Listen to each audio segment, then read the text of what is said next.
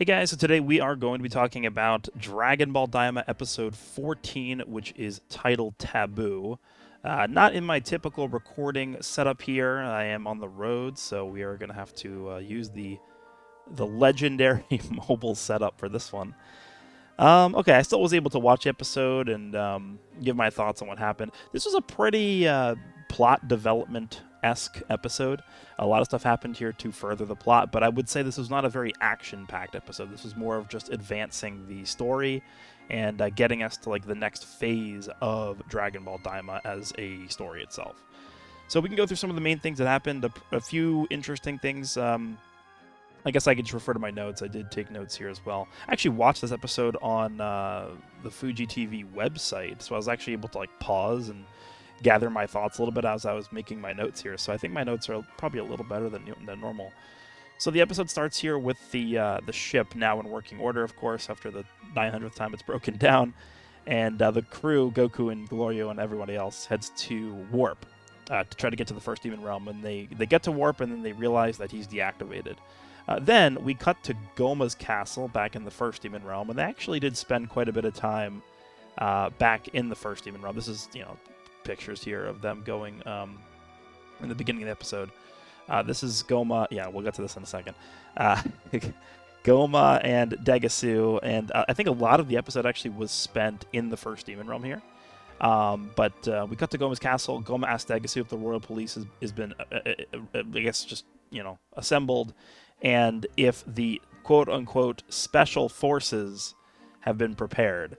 Now, as you can see, one of the images here does show a very Ginyu Force-esque group of, I don't even know what like race these guys are. We'll just call them royal police-looking guys. I don't know.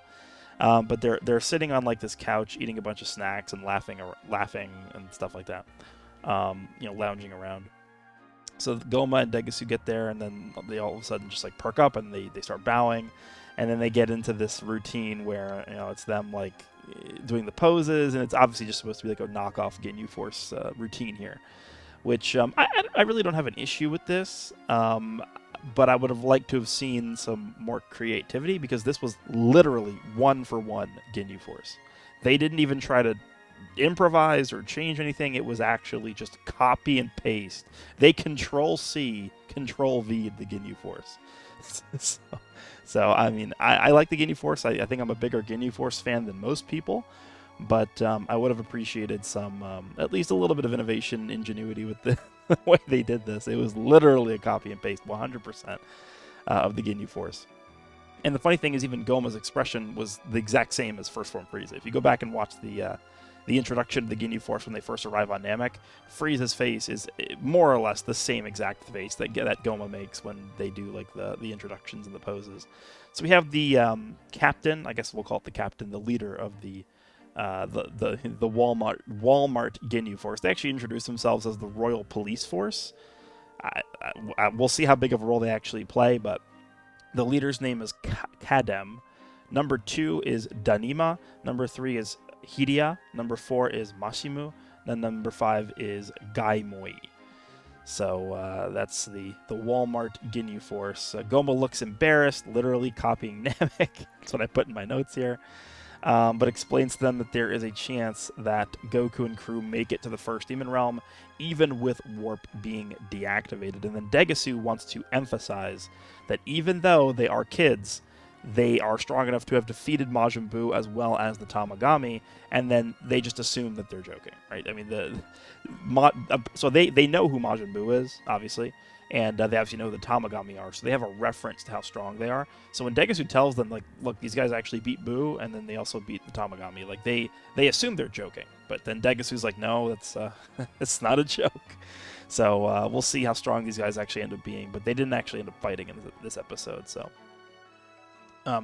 Then we cut back to Goku and the others, where they conclude that they're not going to be able to use Warp. Obviously, they notice that he's deactivated. Goku even tries like poking him with his power pole, and he doesn't, react at all. Obviously, Neva even correctly says that it looks like he's been switched off. He even uses the term. It looks like he's been switched off by Goma.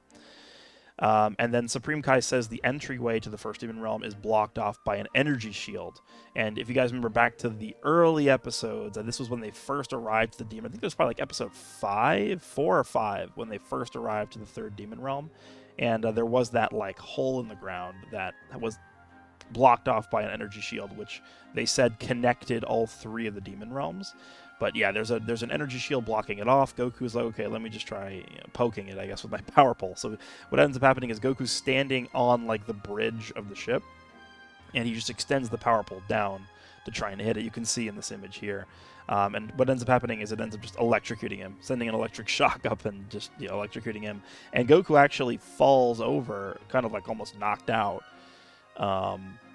And then Neva's like, all right, I guess I got to step in here. So Neva steps forward and starts flying off the ship. He's like hovering above the energy shield. So the best way to explain it, because they're in the second demon realm, right? There's the third demon realm above them, and then there's the first demon realm below them.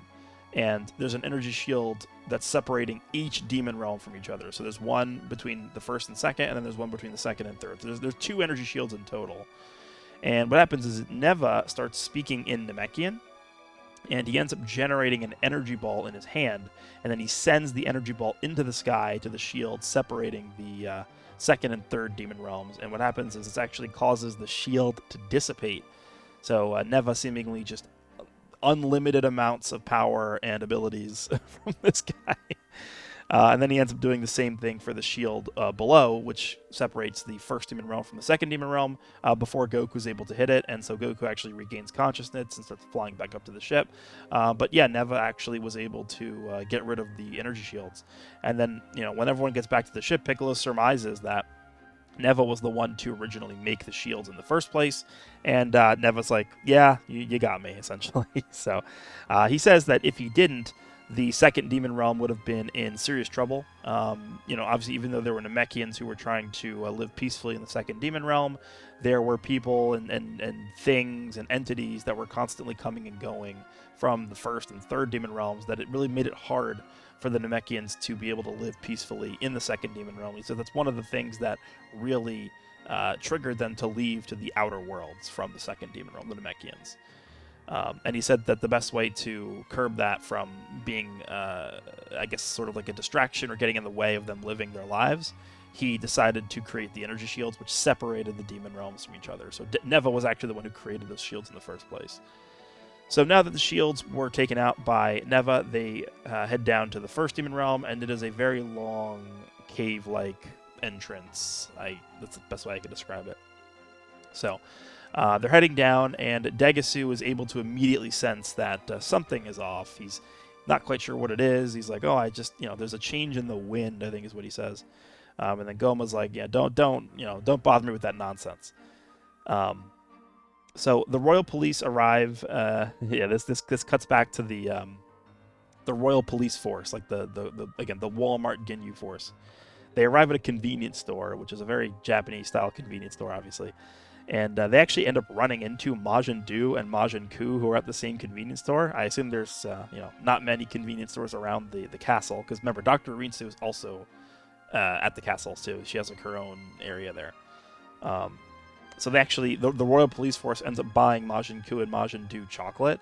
So I'm wondering if that ends up becoming like an alliance moving forward. Like Majin Ku and Majin Du get allied with the royal police force or something. I don't know. It could be funny. But yeah, they end up buying them some chocolate, and then they head back to Dr. Rinsu's quarters, or her room, where she has the Dragon Ball there, and she right away notices that the shield has been dissolved. So she knows that something's going on there. So right as the crew is about to make it to the first demon realm, because the shield's gone now, they're in their ship, they actually have to abandon their ship. Which I'm actually kind of glad that we don't have to worry about a ship anymore, because it's caused enough trouble so far. I think they mentioned something about the first demon realm being really, really hot because it's close to the sun. I think they say it's about 60 degrees Celsius, which is pretty hot. I mean, 30 degrees Celsius is considered hot, so 60 is very hot, very, very hot. So what happens is the ship actually can't take the harsh conditions of the first demon realm, so it's not functioning correctly. So they have to actually just abandon ship mid-air. So they all jump out of the ship. They all make sure they have the Dragon Ball, and they're all sort of falling down, flying down, controlled to the ground of the first demon realm. And as they're falling, a group of royal police notice that they're flying down, and then they alert Degasu and Goma. And Degasu, I think actually what happens is Goma's like, I thought you deactivated warp, and then Degasu's like, I did, but they somehow were able to get in here because the shield was dissolved. And then Goma's like, all right, never mind that, just attack right away. So what happens is they reach the ground, and the royal police just starts shooting at them right away. And that's really where the episode ends off. So let's see what other images we have here. So this is Neva getting rid of the energy shields. I mean, this guy seemingly has unlimited power. I mean, there's a scene. So when he finishes this and he goes back to the ship, Piccolo's like, oh, you really are the legendary Namekian. So I don't really know what, because I'm just trying to think ahead, right? Obviously, I think one of the reasons why Dragon Ball Super, the manga, has been on hiatus for so long is because they're going to try and tie in a lot of the characters from Daima, a lot of the things that happened in Daima to probably what's going to be the next arc in Super. That's my theory. That's what makes the most sense to me as to why they're holding off on so long for making more Super chapters, or even maybe adapting Super to an anime. I'm thinking this guy could be really valuable, a really valuable asset, even moving deep into Dragon Ball Super, because this guy seemingly can do anything. Like, what are the limits to this guy's? This guy can do literally everything.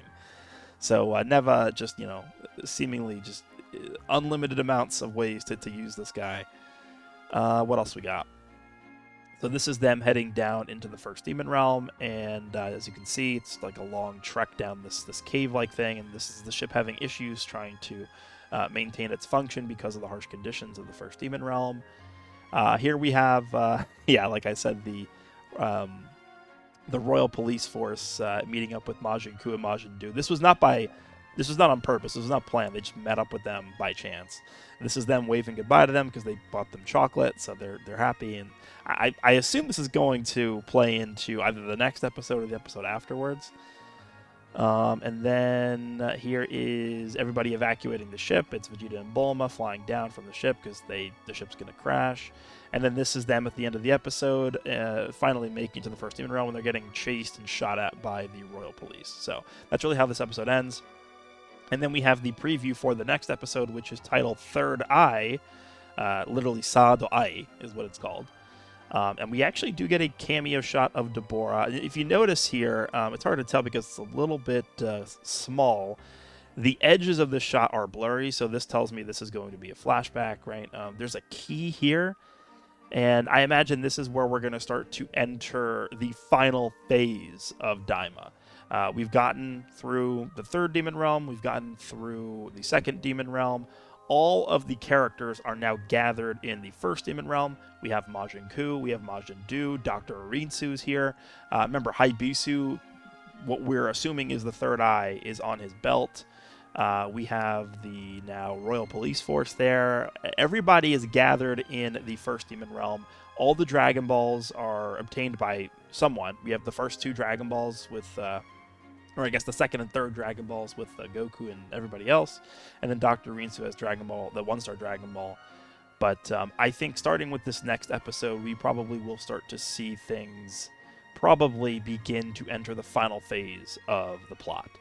And probably within the next... Again, I don't think it's actually confirmed how many episodes there are going to be in Daima, but I would say... Because this is going to be what? Episode... Is this episode 15 next week? I believe it is. So I would say within the next 4 or 5 episodes, maybe 6, we'll start to see things wrap up. But I think it's pretty safe to say that over the course of the next 1 to 2 episodes, we will start to see things reach its... we'll probably see Daima reach its climax. Probably a lot of action. Probably a lot of confrontations. How are Majin, Du, and Ku going to play into things? I highly doubt the Royal Police Force is actually going to be like a serious threat. Maybe they're going to be like, I don't know, like base Goku level or something. We'll see. But I think things are going to start to ramp up next week. This week wasn't uneventful. Last week certainly probably was like the biggest filler episode probably of the entire series. This week wasn't uneventful. It was just not really action packed, right? They just had a lot of plot development going on this week. But overall, I thought it was a pretty good episode. Neva is crazy. They just never stop making use of Neva. Just can do anything he wants apparently. So this was episode 14 titled Taboo. We will be back next week for episode 15 titled Third Eye, and it looks like we are going to get a cameo appearance from our good friend Deborah. Let me know what you guys think of this episode once you've had a chance to watch it. Hope you guys enjoyed, and I will see you all in the next one.